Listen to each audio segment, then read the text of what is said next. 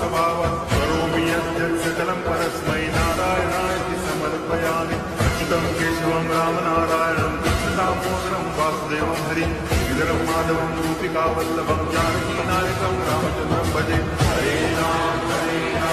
Ram Ram Hare Hare Hare Krishna